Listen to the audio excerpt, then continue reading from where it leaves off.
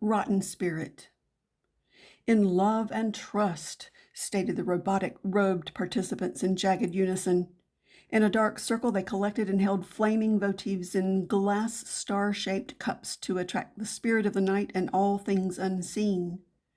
Under the Pleiades and Ursas, fold of black satin waved nervously in this windless night on the outskirts of the moonless Tidewater village. Completing their ritual, they each broke off from the circle and retreated to their muggy campsites about 50 feet away. Seeing their fire straining to survive, the alpha male grabbed a thin charred stick and poked the embers while strategically adding more of the dry poplar wood and pine.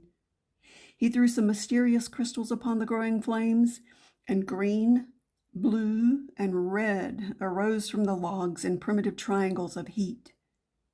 6 of his 12 cohorts entered their tents to retrieve their personal drugs or alcohol, and the others found seats upon mite-infested logs around the flames.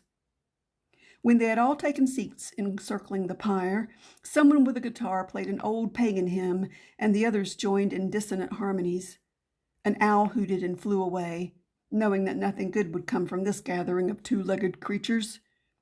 A doe and her fawn searched for a hasty escape from the den, and an alligator slunk back into the dank stream to search for a more distant resting place. To the north, a disgruntled bear huffed as he jerkily arose from slumber, protesting the disturbance. All 4 of their animal totems had reacted. Wisdom, insight, and verve had fled. The bear would stand his ground, not tolerating wanton. The alphas gazed, locked onto the glowing logs, while the others, like disobedient schoolchildren, softly discussed the impending pronouncement from their dark lord. Intermittently taking a swig from their bottles or hits from their pipes, and sometimes sharing, 11 of the congregation enhanced their swirling mental states and dove deeper into the snake pit of paranoia and conspiracy. Only one mind remained clear. She'd seen too much in the past to allow herself to be swallowed up by one man's personality disorder. While the others focused on the burning old trees, she looked around into the dark woods. Refusing to be blinded by the yellow light and inebriating substances, she retained her night vision and scoped for movement between the stately pines. Someone called to her, "Simone, hey, I got your favorite schnapps. Want some?" And she silently waved her hand, wishing that he would shut the hell up and take her lead in the necessary vigilance. "We're being watched," she proclaimed in a sound-controlled volume. Looking toward the alpha, they read his face and followed his lead, drunkenly responding. "Oh, the smoke's just making you paranoid. And, oh, come on, man, don't bring me down."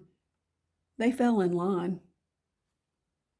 She had seen this before, and it spurred her to once again ask herself why the hell she was with those people.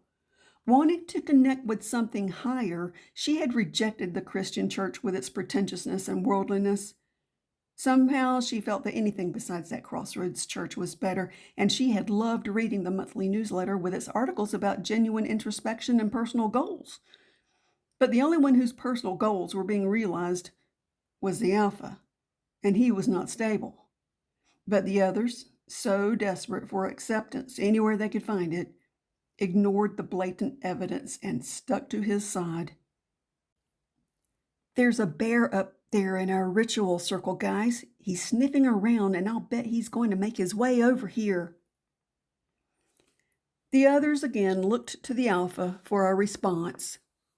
He flexed his arms and reveled in his power, his ability to gaslight and manipulate others, and every time he looked at Simone, he grew angry at her resistance to falling in line. "You're seeing things again. Don't forget the last time you said you saw something."